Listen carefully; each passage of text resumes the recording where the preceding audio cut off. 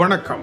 அமெரிக்க ராணுவ உயர்மட்டத்தினுடைய கை தொலைபேசிகளுக்கு உள்ளே இஸ்ரேலினுடைய உளவறியும் மென்பொருட்கள் ஏற்றப்பட்டிருந்தன. இந்த விடயம் அமெரிக்காவினால் கண்டுபிடிக்கப்பட்டு உடனடியாக அமெரிக்க படைக்கு இருக்கின்ற ஆபத்தினுடைய நிலை ஆபத்து நிலையில் இருந்து அதற்கு அடுத்த கட்டமாக மிக தீவிரமான ஆபத்தான நிலையில் இருப்பதாக அனைத்து இடங்களுக்கும் அவசர அலாரம் அடிக்கப்பட்டிருக்கின்றது. அனைவரும் கைத்தொலைபேசிகளில் கவனமாக இருங்கள். உங்களை சுற்றியிருக்கும் ஆட்களிடம் கவனமாக இருங்கள். தேவையற்ற விடயங்களை தொலைபேசிகளில் பேசக்கூடாது என்பன போன்ற பல இறுக்கமான கட்டுப்பாடுகள் அமெரிக்க உயர்மட்டத்திற்கு வழங்கப்பட்டிருக்கின்றது. மற்ற நாடுகளினுடைய ராணுவ உயர்மட்டங்களை துப்பறியும் அமெரிக்காவை இப்பொழுது துப்பறிந்திருக்கின்றது அமெரிக்காவினுடைய உயிர் நண்பனாகிய இஸ்ரேல். இதனால் அமெரிக்க ராணுவத்தில் அதிர்ச்சி நிலவுகின்றது. இவ்வாறு செய்யப்பட்டிருக்கின்றது என்பதை அவர்கள் கண்டுபிடித்திருக்கின்றார்கள் என்பதுதான் இன்றைய காலை செய்தியின் முக்கிய விடயமாகும். அமெரிக்கா, ஈரான், இஸ்ரேல் போர்க்களத்தினுடைய 100வது தினம் நேற்று முடிந்து இன்று 101வது தினம் ஆரம்பித்திருக்கின்ற வேளையில் இந்த அதிர்ச்சி செய்தி வெளியாகி இருக்கின்றது. இதை தொடர்ந்து அமெரிக்காவிற்கும் இஸ்ரேலுக்கும் இடையே உண்மையாக நட்பு இருக்கின்றதா, இல்லை அமெரிக்க அதிபர் டொனால்ட் ட்ரம்ப் தன்னுடைய பிடியை முற்றாக இழந்து விட்டாரா என்பது கேள்வி. பெஞ்சமின் குவேஸ்டைன் டென்மார்க்கினுடைய மத்திய கிழக்கு விவகார செய்தியாளர் எழுதியிருக்கும் செய்தியில், அமெரிக்க அதிபர் இஸ்ரேலிய பிரதமர் மீதான கட்டுப்பாட்டை இழந்து விட்டார், அவர் போரினுடைய கட்டுப்பாட்டையும் இழந்த நிலையில் தான் இருக்கின்றார் என்ற அடிப்படை கருத்தை வலியுறுத்தி பிரபலமான கட்டுரை ஒன்றை இன்று வெளியிட்டிருக்கின்றார். அதுபோல ஜூலன் போஸ்டன் பத்திரிகையில் 23 நிமிடங்களை கொண்ட ஆய்விலே இந்த 100 நாள் போரில் எங்கெங்கு தவறிழைத்தார் டொனால்ட் ட்ரம்ப் என்பதும், இந்த 100 நாள் போரானது ஈரானியர்களுக்கு புதிய தன்னம்பிக்கையை கொடுத்திருக்கின்றது என்பதும், அவர்களுக்கு தன்னம்பிக்கையை கொடுத்த பெருமை டொனால்ட் ட்ரம்பையும் இஸ்ரேலையும் தான் சாரும் என்பதும் இந்த ஆய்வுகளினுடைய மைய கருத்தாக இருக்கின்றது. இந்த நிலையில் டொனால்ட் ட்ரம்பினுடைய செல்வாக்கு அமெரிக்காவில் வரலாறு காணாத வீழ்ச்சி கண்டிருக்கின்றது. அவர் தேர்தலில் தோல்வியடையக்கூடிய சூழ்நிலை இருப்பதாக கூறப்படுகின்றது. ஜோ பைடனுடைய செல்வாக்கை விட டொனால்ட் ட்ரம்பினுடைய செல்வாக்கு பொத்தன படுத்து விட்டது என்று கூறுகின்றது அந்த ஆய்வு. அமெரிக்காவை துப்பறிந்தாலும் கூட அமெரிக்காவை கைவிட்டு இஸ்ரேலினால் தனியே நடக்க முடியாது. பணம், ஆயுதம், உளவு தகவல்கள் ஆகியன முற்றிலும் அமெரிக்காவிடம் இருந்துதான் இஸ்ரேலுக்கு செல்லுகின்றது. எனவே இஸ்ரேல் அமெரிக்காவை விட்டு தனி வழி நடக்க முடியாது.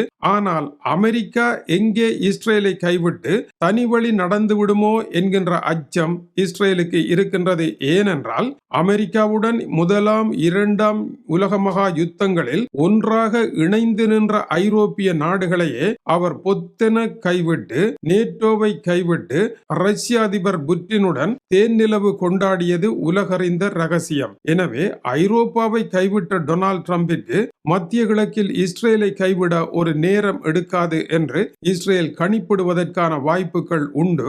இதனால் அமெரிக்க ராணுவம் என்னதான் பேசிக் கொள்ளுகின்றது, அவர்களுக்கு என்னென்ன உத்தரவு வழங்கப்படுகின்றது என்பதை இஸ்ரேல் அறிய முற்பட்டிருக்கின்றது என்பது இதனுடைய கதையாகும். டொனால்ட் ட்ரம்பும் இஸ்ரேலிய பிரதமரும் கடுமையான வார்த்தைகளினால் மோதி கொண்டார்கள் என்றால் அதற்கு இந்த காரணம் முன்னரே தெரிந்துவிட்ட காரணத்தினால் தான் கடுமையான மோதல் நடைபெற்றிருக்கின்றது. டொனால்ட் ட்ரம்பும் இஸ்ரேலிய பிரதமரும் நாடகம் ஒன்றை ஆடுகின்றார்கள் என்றும், இது ஓர் எழுதப்பட்ட போலியான பிரதி என்றும் பலர் கூறினாலும் கூட டொனால்ட் ட்ரம்பை பொறுத்த வரையில் யதார்த்தமாக அவருடைய கையை விட்டு இந்த 100 நாள் போர் சென்று விட்டது என்பது 101வது நாளினுடைய மதிப்பாக இருக்கின்றது. ஏன் சென்று விட்டது என்றால், இஸ்ரேலும் ஈரானும் தமக்குள் மோதி கொண்ட பொழுது அமெரிக்க அதிபர் கூறிக்கொண்டிருந்தது விரைவில் பேச்சுக்கள் நல்ல இடம் நோக்கி செல்லும் என்று அவர் கூறிக்கொண்டே இருந்தார். எனவே இயலாத நிலையில் தான் அவர் இதை கூறுகின்றார் என்பது உலகறிந்த உண்மையாகிவிட்டது. அமெரிக்க அதிபரை பொறுத்தவரையில் ட்ரூத் சோஷல் என்று கூறப்படுகின்ற தன்னுடைய வலைத்தளத்தில் ஒவ்வொரு இரவும் அவர் பதிவுகளை போடுகின்றார். கூறுகின்றார். அவருடைய பதிவுகளை படித்து அதற்கேற்ப நடக்க மத்திய கிழக்கில் இன்று யாரும் இல்லை. அதை படிக்கவும் யாரும் இல்லாத நிலையில் வெறுமனே சமூக வலைத்தளத்தில் ஒரு பதிவை போடுவதன் மூலம் மத்திய கிழக்கை கட்டுப்படுத்த முடியாது. டொனால்ட் ட்ரம்பை கைவிட்டு புதிய ஒரு பாதைக்கு செல்வதற்கான பேச்சுக்களும் நடவடிக்கைகளும் இப்பொழுது மத்திய கிழக்கில் ஆரம்பித்து விட்டது.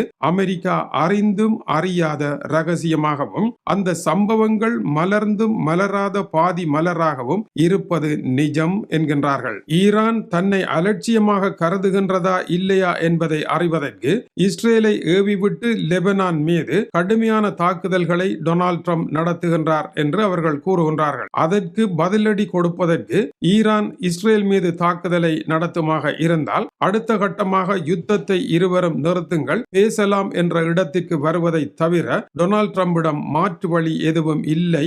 அதை இஸ்ரேலும் ஈரானும் கண்டும் பிடித்து விட்டன. இதுதான் 100 நாள் போரில் நடைபெற்றிருக்கின்ற முக்கிய சம்பவமாகும். டொனால்ட் ட்ரம்புடன் ஒப்பிட்டால் நெட்டன்யாகு மிகச்சிறந்த அரசியல்வாதியாக இருக்கின்றார். அவர் ஒரு போரை தொடங்குகின்ற பொழுது தன்னுடைய போரினுடைய இலக்கு என்ன என்று என்றுமே அறிவிப்பதில்லை. தாக்குதலை நடத்தி கொண்டு முன்னேறுகின்றார். அதன் பின்னர் ஏற்படுகின்ற புதிய சூழ்நிலைகளை பார்த்து மறுபடியும் தாக்குதலை நடத்துகின்றார். அவர் எங்கே போகின்றார், எங்கே முடிக்க போகின்றார் என்பது அவருக்கே தெரியாது. ஆனால் அவருக்கு ஒன்று மட்டும் தெரியும், தன்னுடைய அதிகாரத்தில் தானே இருக்க வேண்டும் என்பது மட்டும் தெரியும். அதற்கேற்ப அவர் காய்களை நகர்த்துவதனால் அவர் சிறந்த அரசியல்வாதியாக இருக்கின்றார் என்றும் பெஞ்சமின் குயஸ்டைன் சுட்டிக்காட்டுகின்றார். இந்த 100 நாள் இலக்கற்ற போர் டொனால்ட் ட்ரம்ப் உலகத்திற்கே தலைவர் என்று உருவாக்கி கொண்ட மாய பிம்பத்தை உடைத்திருப்பதாக அமெரிக்க ஆய்வுகள் கூறுகின்றன. அமெரிக்காவில் நடத்தப்பட்ட கருத்து கணிப்பில் அமெரிக்க அதிபருக்கு 100வது நாள் இருக்கின்ற ஆதரவு வெறும் 35% மக்கள் மட்டுமே டொனால்ட் ட்ரம்பை ஆதரிக்கின்றார்கள். இது மிக மிக குறைவான ஒன்றாகும். 2017ஆம் ஆண்டு இவர் ஆட்சிக்கு வந்து பல வேலைகளை தாறுமாறாக செய்த பொழுது 33% அளவிற்கு குறைந்திருந்ததும் குறிப்பிடத்தக்கது. இப்பொழுது ஏற்பட்டிருக்கின்ற வீழ்ச்சிக்கு காரணம் ஈரான் போரினால் ஏற்பட்ட செல்வாக்கு குலைவாக இருக்கின்றது. 59% அமெரிக்கர்கள் அமெரிக்காவில் அடுத்த ஓராண்டு காலம் வரைக்கும் பெட்ரோல் விலை குறையவே குறையாது என்று கருத்துரைத்திருக்கின்றார்கள். இது மிகப்பெரிய அவலமாக இருக்கின்றது. அதை தவிர வாழ்க்கை செலவு குறித்த கருத்து கணிப்பிலே டொனால்ட் ட்ரம்ப் வாழ்க்கை செலவை கொண்டு நடத்துவதில் எப்படி இருக்கின்றார்? 22% மட்டுமே அவரை சரி என்று கூறுகின்றார்கள். வாழ்க்கை என்றால் என்ன, செலவென்றால் என்ன, குடும்பம் என்றால் என்ன என்று தெரியாத கோடீஸ்வரர்கள். ஆனால் 70% மக்கள் கடும் எதிர்ப்பு தெரிவித்திருக்கின்றார்கள். அன்றாடம் காட்சிகள். அமெரிக்காவினுடைய மோசமான அதிபராகிய ஜோ பைடன் வெறும் 29%மானவர்களினால் வாழ்க்கை செலவை கொண்டு நடத்த தகுதியான அதிபர் என்று கருதப்பட்டார். 63%மானவர்கள் அதிருப்தி தெரிவித்தார்கள். இப்பொழுது ஜோ பைடனை விட மோசமான இடத்திற்கு டொனால்ட் ட்ரம்ப் வர இந்த 100 நாள் போர் காரணமாக இருக்கின்றது. நேற்று முன்தினம் நடைபெற்ற போர் நின்றிருக்கின்றது. மறுபடியும் லெபனானை இஸ்ரேல் தாக்குமாக இருந்தால் இஸ்ரேல் மீது இதைவிட பெரிய தாக்குதலை நடத்துவோம் என்று கூறி இருவரும் தங்களுடைய துப்பாக்கிகளை அமைதியாக வைத்துக் கொண்டிருக்கின்றார்கள். இன்று நாளை என்ன நடைபெறும் என்று யாருக்கும் தெரியாத நிலையில் 100 நாள் போர் முடிவடைந்து 101வது நாளுக்குள் காலை வைத்திருக்கின்றார்கள். பொதுவாக அரசியல் தலைவர்கள் 100 நாள் ஆட்சியுடன் சர்க்கல் அடைந்து பழைய குருடி கதவை திறவடி என்பது போல அவர்களினால் எதுவும் செய்ய முடியாத சூழ்நிலையை அடைந்து பழைய ஆட்சியையே கொண்டு வருவதுதான் உலகம் முழுவதும் வளமையாக இருக்கின்றது. அதற்கு இந்த 100 நாள் போரும் அதே வளமையாக மாறிவிட்டது. ஆப்கானிஸ்தான் போர், ஈராக் போர், உக்ரைன் போர் என்ற போர்களைப் போல 10ஓடு 1 11 அத்தோடு இதுவும் ஒன்று என்பது போல நிலைமை மாறக்கூடிய சூழல் இருக்கின்றது. 6ஐ 100ஆக்கி அமெரிக்க அரசை வேறாக்கி விட்டார்கள் என்பது இதனுடைய கருத்தாகும். வணக்கம் உறவுகளே.